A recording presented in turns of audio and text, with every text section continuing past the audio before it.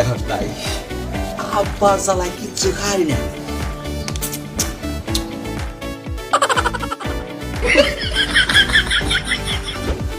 বাজার হদাই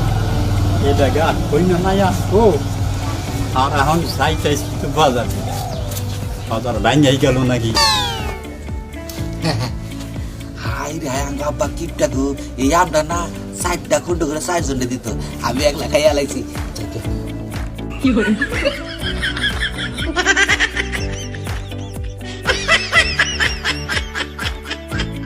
বসে এত জানে না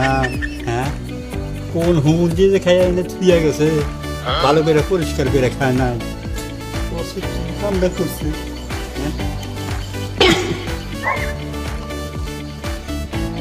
কিছু আছে